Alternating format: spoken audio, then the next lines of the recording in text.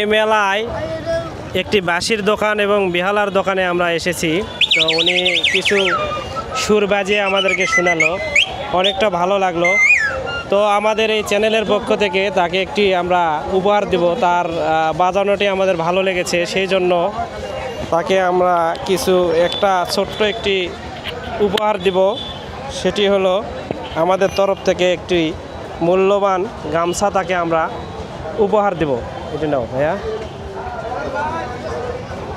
তো বাবা, আপনার এই বেহালা বাজানটা আমাদের ভালো লেগেছে, হ্যাঁ, সেই জন্য আমাদের পক্ষ থেকে, আমাদের এই ভিডিওর পক্ষ থেকে আমরা একটা গামছা আপনাকে উপহার দিতে যাচ্ছি। একটু আমরা দেই গামছাটা কাকাকে।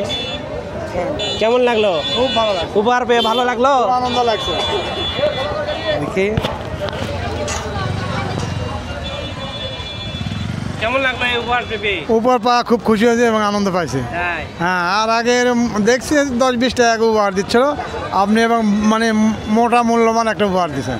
এটা আসলে আমরা টাকা দেইনি, কিন্তু আসলে গামছা দিলাম। আপনার হচ্ছে এই বেহালা বাঁধানো আমাদেরকে। আমি একজন কৃষক দল করি, কৃষক দলের আমার গামছা লাগবেই। উনি কৃষক দল করেন, সেই জন্য গামছা উপহারটি ওনার খুব পছন্দ হয়েছে। তাহলে আপনি কত বছর যাবত এই দোকান করেন আর কি? আমি এই সার্ভিস বা এই ব্যবসা করি, আমার বয়স 55 বছর। আমি 41 বছর ধরে এই ব্যবসা করি, দেশে বিদেশে, সারা দেশে, নোয়াখালী, ঢাকা, চিটাগাং, কুমিল্লা, বিভিন্ন জায়গার এই ব্যবসা নিয়ে ঘোরাফেরা করি। উনি হচ্ছে প্রায় 41 বছর ধরে এই বিজনেসের সঙ্গে জড়িত আছে।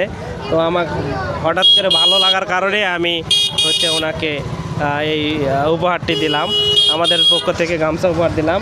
তো ঠিক আছে।